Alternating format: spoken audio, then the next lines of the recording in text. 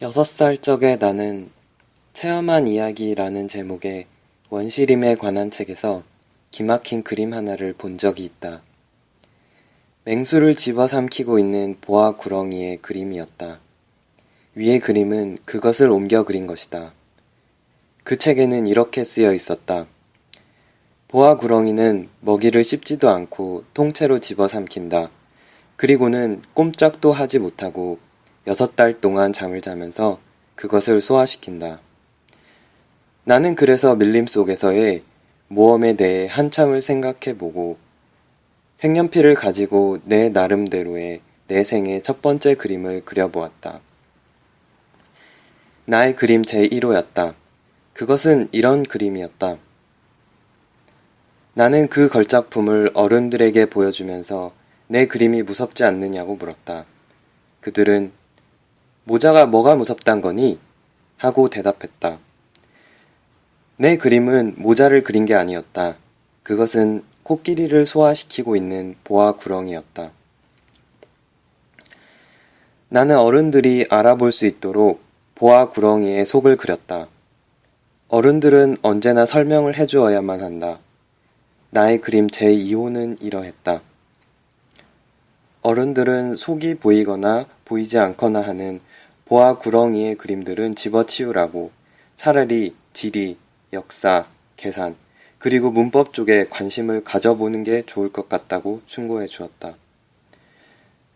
그래서 나는 6살 적에 화가라는 멋진 직업을 포기해버렸다. 내 그림 제1호와 제2호가 성공을 거두지도 못한데 낙심해버렸던 것이다.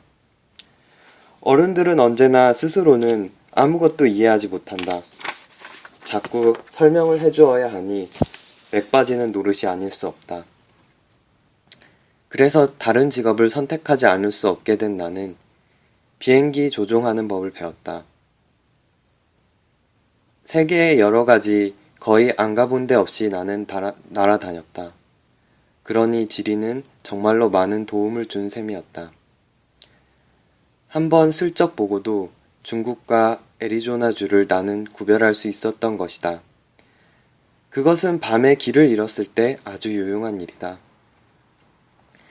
나는 그리하여 일생 동안 수없이 많은 점잖은 사람들과 수많은 접촉을 가져왔다. 어른들 틈에서 많이 살아온 것이다. 나는 가까이서 그들을 볼 수 있었다. 그렇다고 해서 그들에 대한 내 생각이 나아진 건 없었다. 조금 총명해 보이는 사람을 만날 때면 나는 늘 간직해오고 있던 예의 나의 그림 제1호를 가지고 그 사람을 시험해 보고는 했다. 그 사람이 정말로 뭘 이해할 줄 아는 사람인가 알고 싶었던 것이다. 나는 의뢰, 그 사람은 모자군! 하고 대답하는 것이었다. 그러면 나는 보아 구렁이도 원시림도 별들도 그들에게 이야기하지 않았다. 그가 이해할 수 있는 이야기를 했다. 브릿지니 골프니 정장이니 넥타이니 하는 것들에 대해 이야기하는 것이다. 그러면 그 어른들은 매우 착실한 청년을 알게 된 것을 몹시 기뻐했다.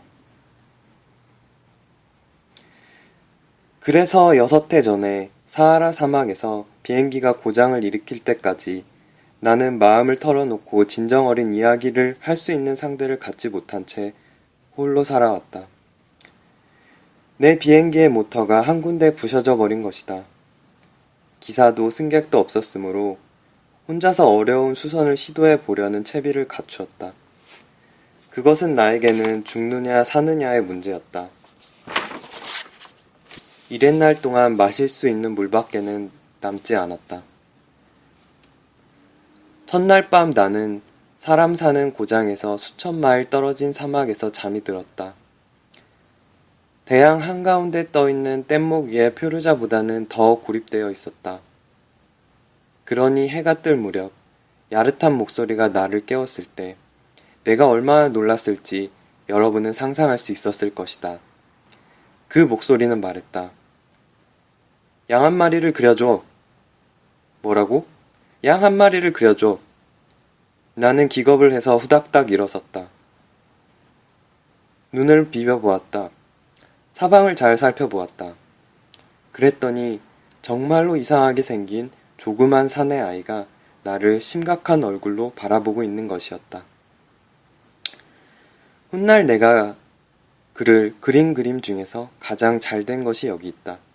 그러나 물론 나의 그림은 모델보다는 훨씬 덜 매력적이다. 그것은 내 잘못이 아니다. 6살 적에 어른들이 화가로 출세할 수 없다고 나를 낙심시켰기 때문에 나는 속이 보이지 않거나 보이거나 하는 보아 구렁이 위에는 아무것도 그림을 그리는 연습을 하지 않았으니까 말이다. 어쨌든 나는 그의 느닷없는 출현에 너무나도 놀라서 눈을 휘둥그랗게 뜨고 그를 바라보았다. 내가 사람 사는 고장에서 수천 마일 떨어진 곳에 있었다는 사실을 여러분은 잊지 말아주길 바란다. 그런데 그 어린이는 길을 잃은 것 같지 않아 보였고 피곤과 배고픔과 목마름과 두려움에 시달리는 것 같아 보이지도 않았다. 사람 사는 고장에서 수천 마일 떨어진 사막 한가운데에서 길을 잃은 어린아이 같은 구석이라고는 없었다. 가까스로 정신을 차리고 내가 말을 걸었다. 그런데 왜 그러지? 그러자 그는 아주 심각한 이야기라도 되는 듯이 소곤소곤 다시 되풀이 말했다. 부탁이야. 양을 한 마리 그려줘. 너무나도 인상 깊은 신비스러운 일을 당하게 되면 누구나 거기에 순순히 따르게 되기 마련이다. 사람 사는 고장에서 수천 마일 떨어진 곳에서 죽음의 위험을 마주하고 있는 중에 참 엉뚱한 짓이라고 느껴지긴 했지만 나는 포켓에서 종이 한 장과 만년필을 꺼냈다. 그러나 내가 공부한 것은 지리, 역사, 계산, 문법이라는 생각이 나서 나는 그 어린 소년에게 나는 그림을 그릴 줄 모른다고 조금은 기분이 나빠져서 말했다. 그는 대답했다. 괜찮아. 양을 한 마리 그려줘. 양은 한 번도 그려본 적이 없었으므로 나는 그를 위해 내가 그릴 수 있는 단 2가지 그림 중 하나를 다시 그려주었다. 속이 보이지 않는 보아 구렁이의 그림 말이다. 그러자 그 어린 소년은 아니야. 보아 구렁이의 속의 코끼리는 싫어. 보아 구렁이는 아주 위험해. 그리고 코끼리는 아주 거추장스럽고 내가 사는 곳은 아주 조그맣거든. 내게는 양이 필요해. 양을 그려줘. 라고 말하는 것이었다. 그래서 나는 양을 그렸다.